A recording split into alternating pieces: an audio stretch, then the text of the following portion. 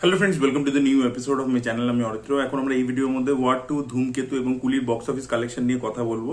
তো ওয়ার 2 এর ক্ষেত্রে DA4 এর যে আর্লি এস্টিমেট, মানে রবিবার দিনকে ছবিটার কালেকশন খুবই পুয়ার দেখিয়েছে। অ্যাকচুয়ালি রোজই ডাউনফল হচ্ছে। রবিবার দিনকে হয়েছে 31 কোটি টাকার আর্লি এস্টিমেট উঠে আসছে। এখনো তো মানে পরবর্তীতে আমরা আরেকটু বেলা হলে এক্স্যাক্টলি প্রডিউসার ফিগার বা ট্রেড ফিগার পাবো আর কি। বাট 31 কোটি টাকাই হচ্ছে এবং যা আর্লি এস্টিমেট উঠে আসছে তার আশেপাশেই ঘোরাফেরা করছে। তো শনিবার ছিল 33 পয়েন্ট সামথিং, রবিবার দিনকে সেটাও কমে গেল, 31 কোটি টাকা হয়ে গেল। এবং নেট কালেকশনটা যেখানে গিয়ে দাঁড়িয়েছে, মানে 4 দিন মিলিয়ে আর কি ইন্ডিয়ান নেট যেটা দাঁড়িয়েছে সেটা হচ্ছে 174 কোটি টাকা। ইয়েস, 174 ক্রোর্স হচ্ছে ইন্ডিয়ান নেট কালেকশনের কথা বলছি। যদি DA4 এর আর্লি এস্টিমেটটা অ্যাড করে বলি তাহলে 174 কোটি টাকা হচ্ছে। আচ্ছা, এছাড়া আপনাদেরকে ওয়ার 2 এর ডে 3 মিলিয়ে, মানে 3 দিনের আর কি, শনিবার অবধি, বিকজ শনিবারের যে রিপোর্টটা আপনাদেরকে কালকে দিয়েছিলাম সেখানে কিন্তু ওয়ার্ল্ড ওয়াইড গ্রসটা ডে 3 এর ছিল না।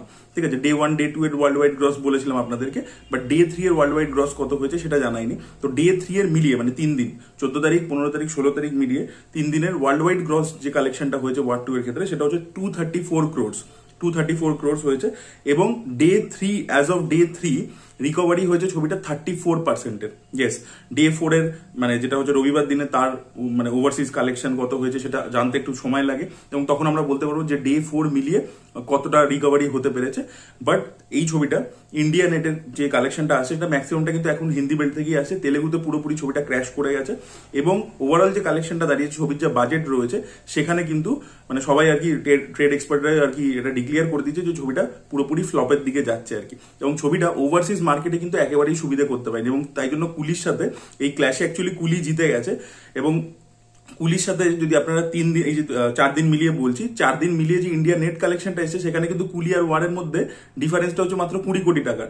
কুলির 4 দিনের নেট কালেকশন ইন্ডিয়া থেকে হচ্ছে 194 ক্রোর, এদের হচ্ছে 174 ক্রোর। ঠিক আছে, তো 20 কোটি টাকার কিন্তু এখানে ডিফারেন্স আছে ইন্ডিয়া নেটের মধ্যে। বাট কুলি যেহেতু ওভারসিজে অসাধারণ পারফরমেন্স দিয়ে দিয়েছে এবং সেটা অ্যাডভান্স বুকিং থেকেই দেখা যাচ্ছিল, তো সেই জন্য কিন্তু ওভারঅল কালেকশনের দিক থেকে যদি বলি তাহলে কুলি এই ক্ল্যাশটা জিতে গেছে। এবার যদি আমরা কুলি নিয়ে কথা বলি, কুলির ডে 4 এর এক্স্যাক্টলি নেট কালেকশন কত হলো, তো কুলির ডে 4 এর যে আর্লি এস্টিমেটটা উঠে আসছে সেটা হচ্ছে 35 কোটি টাকা আর্লি এস্টিমেট উঠে আসছে ডে 4 এর, মানে রবিবার দিনকে। তো কুলিও কিন্তু ওয়ার্ড অফ মাউথ খারাপ পেয়েছে বলে একটা ডিক্লাইন হচ্ছে, বাট এখনো অব্দি কিন্তু একটা স্টেডি জায়গায় রয়েছে। এবং 4 দিন মিলিয়ে যেটা আপনাদেরকে একটু আগে বললাম যে ইন্ডিয়ান নেট কালেকশনটা দাঁড়িয়েছে হচ্ছে 194 কোটি টাকায়। আচ্ছা, এছাড়া আপনাদেরকে বলি কুলির 3 দিন মিলিয়ে ওয়ার্ল্ড ওয়াইড গ্রস যে কালেকশনটা হয়েছিল সেটা হচ্ছে 324 ক্রোর্স।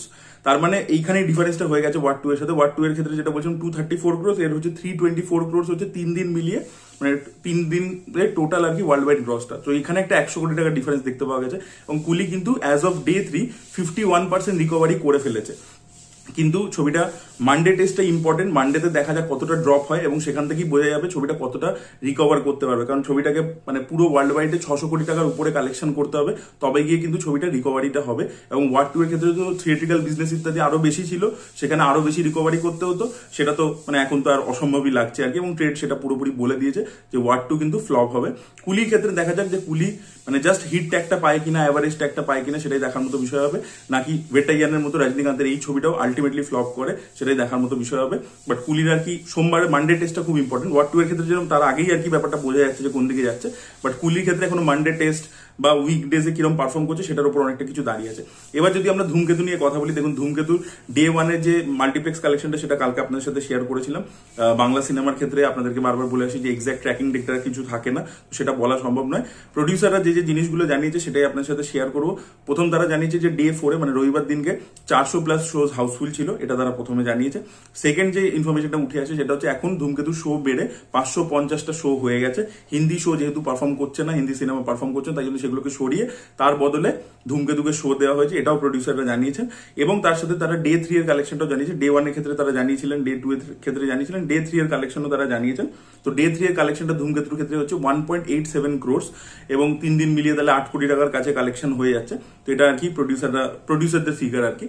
এবং তারপরে আর কি আমরা নেক্সট উইকে শনিবার দিনকে তখন জানতে পারবো প্লেক্স কালেকশন কি হচ্ছে। এবং সেই যে প্লেক্স কালেকশনটা হয় সেটার মধ্যে টপ 3 ন্যাশনাল প্লেক্স আছে, তার বাইরেও সিঙ্গেল স্ক্রিন আছে, লোকাল মাল্টিপ্লেক্স আছে, যেটার মধ্যে কিন্তু ধূমকেতু ভালো পারফরমেন্স দেখিয়েছে। এবং রবিবার দিনকেও কিন্তু রেসপন্স খুবই ভালো ছিল ধূমকেতুর ক্ষেত্রে, চারিদিকে আমরা সেটা দেখতে পেয়েছি। তো এই ছিল আর কি ওভারঅল সিনারিও এই 3টে ছবি নিয়ে।